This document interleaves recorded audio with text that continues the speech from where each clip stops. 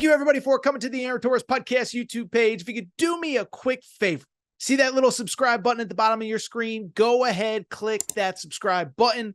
Really does help our channel grow, our audience grow, and I really do appreciate it more than you know. So click that subscribe button. Appreciate your support. Now, here's the video that you came here for. UConn Huskies. So UConn on, so first of all, it's worth noting, UConn coming off of the win against Creighton on Wednesday night, okay? And so after the Creighton win, I do have to acknowledge I was the guy that said, okay, they're finally healthy. They're going to make a run. They're going to be great. They're going to be this. They're going to be that. Yeah, not so much. They faced the Seton Hall Pirates on Saturday afternoon in Newark, okay? And this was a game. Dan Hurley called it the Super Bowl. He said, this is just a must-win game. There's just no excuses. We have to win this game. We cannot lose this game.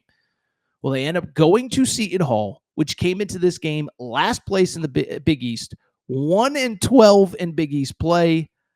Seton Hall walks out with the overtime win. And I got to say, things aren't very good at UConn. And I thought that Alex Karaban after the game, don't put it up yet, producer Matt, but he had a wild statement about this team. So let's go ahead and dive in. Listen, there is no way to sugarcoat it. This is just a bad loss for UConn. UConn, again, Seton Hall came in 1-12. But here's the thing. If you did not watch this game, this was one of the wildest endings I can ever remember. UConn led by 5 with 18 seconds to go in regulation, and Seton Hall managed to force overtime. Then UConn separately led by 3 with 14 seconds to go in overtime and ended up losing in that overtime. So it wasn't like Seton Hall hit some miracle 3. They hit a bucket. They forced a turnover, get another bucket, win the game. Now, you could argue, and I certainly would, that UConn was fouled on that play. It doesn't change the fact that it should have never come down to that. And it doesn't change the fact that this UConn team is just so inconsistent this year. And I think we're just getting to a point that this is kind of who they are. And now, listen, I'm not going to lie. You can blame Torres for part of this, right? Because you go back to how I have talked about this team all season long. I've tried not to hit the panic button. You go 0-3 in Maui. Well, there's a lot of new parts. We're going to figure it out. Then they have success in the out-of-conference. They win at Texas. They beat Baylor. They beat Gonzaga on a neutral. Okay, they're figuring things out. Then Liam McNeely gets hurt. They lose a couple games. Well, wait till Liam McNeely gets back. Well, then you beat Marquette. You say, whoa, you beat Marquette. Now guess what? They're going to be incredible down the stretch. And instead, they then follow it up. They follow it up, losing that St. John's game where they had the lead early, couldn't hold on. No problem with that. Then they bounce back with the Creighton win. Now they lose to the worst team in the Big East, and I hate to say it. This is just who they are this year. And it's crazy because I was thinking about this. Listen, I think 2 things can be true. I think you can be an optimistic UConn fan and say, you can't really judge this team until we get Liam McNeely back, this and that. But I think UConn diehards will tell you that that there's something just not quite there with this team. Maybe a good group of guys, but do they have that killer instinct? Just a lot of weird games where they kind of let teams back in. They're up big, and then they let teams back in. Or sometimes they fall down big against inferior competition. Remember, this was a team that trailed DePaul at halftime. This is a team that Butler forced overtime against after UConn had a double-digit lead early in the game. And so if you've really watched UConn, you've kind of sat there and said, do they have that killer instinct? And it was funny because I saw something after the game, but before we get to what happened after the game, I want to go back to something I said last week. Okay, so we had Dan Dockich on the show last week from Indiana, played at Indiana, and we were just talking about the Indiana coaching search. And I bring it up because Dan Dockich was talking about like the personality of the next head coach. He goes, I don't care if it's somebody super cerebral like Brad Stevens or somebody really hyper like Dan Hurley. I just need to know that that guy is dedicated and willing to do whatever it takes to win. I want you to hear the conversation. We start on Brad Stevens. He brings up Dan Hurley. And then I want you to see what I said to end that segment. Producer Matt, play this out. Brad Stevens may be that kind of passion without being that demonstrative. Woodson makes everybody crazy because he's got this Armand Hill guy at the end of the bench who's half asleep. Woodson's half asleep. Their staff doesn't know their ass from third base, so they're yelling and screaming. They're not doing anything. And people are like, wait a second. It feels like I care more than Indiana does. I'll guarantee you this, Aaron. There isn't one UConn fan that thinks they're more passionate about UConn basketball than Danny Hurley is about UConn basketball. I guarantee you that. right? No, and I'll say this. Hope Coach Hurley doesn't hear this. I think that's part of the issue. It's not only that they're, listen, the team's fine. You watch some of the games, you're like, I wish the dudes on the court cared as much as the dude on the sideline. And it's like, again, as a UConn, like I said, as a UConn fan, I don't, we lose to St. John's because Patino's a freaking legend. Okay, that's fine. But you can't be soft when you step out. You can't be afraid of the moment. I mean, listen, did Torres nail it or did Torres nail it? You can't be soft when you step out there. That's part of the issue. And sometimes it feels like the coach cares more than the players.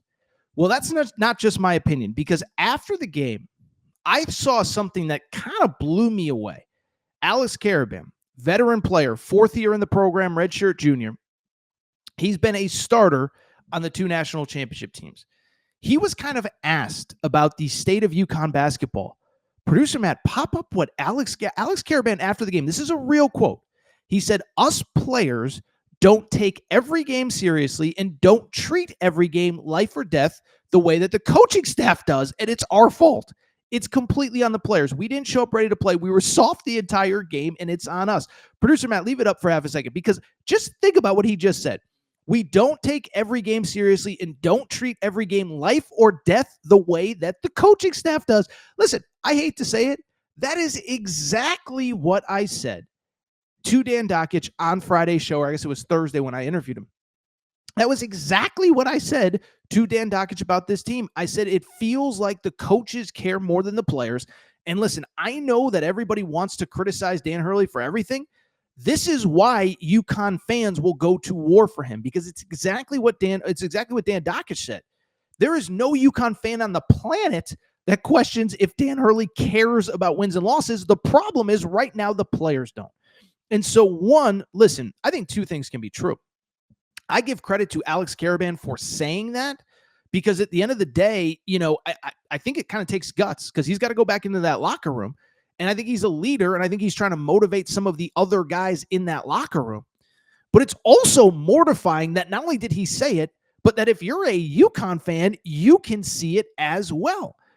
And so, listen, I just think we're at the point now. Listen, this is February 16th. I just think you kind of are who you are at this point. I mean, if you look at a positive, look at Auburn.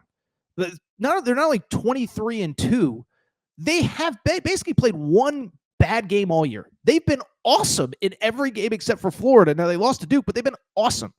That's who they are. They're just an awesome team that shows up every single night. Duke, we can make fun of Duke, not like Duke, not like Cooper. They show up every single night. I don't care if the ACC is terrible. They show up and beat the brakes off of everybody every single night. And UConn, it's February. This is who they are. And so it's kind of funny, because it almost reminds me of the Kansas City Chiefs conversation that we were having leading into the Super Bowl. And listen, I'm not saying this because I kind of nailed that pick, but everyone just kept saying, you can't bet against the Chiefs. You can't bet against the Chiefs. I'm like, I don't think they're very good. Mahomes doesn't have a deep threat. The run game hasn't really gotten going. I think the defense is fine. And I said the Philadelphia Eagles are better at every position other than quarterback. And so it's just like, I don't care about this whole you can't bet against Mahomes when the other team is just significantly better. And that's kind of just how I feel about UConn. Is I hear people say all the time, oh, Torres, they'll figure it's UConn. Don't bet against them in March. I'm just here to tell you, I don't think that's who this team is. Now, they still got 3 more weeks to figure it out. They still have to play at St. John's. They still have to play Marquette at home. So they still have some pretty high-profile games. And, of course, they have the Big East tournament where they'll have the most fans, maybe except for St. John's. And maybe they do turn it around. But I also think we have to be realistic. We have to be fair. And I have to acknowledge my alma mater. I've gotten to take a lot of victory laps on this show over my alma mater. But I also have to acknowledge that my alma mater right now is not playing well. And I just don't think this is a thing that is totally fixable. By the way, one more thing on UConn. My buddy Evan Miyakawa, so Evan Miya does the evanmiya.com analytics website.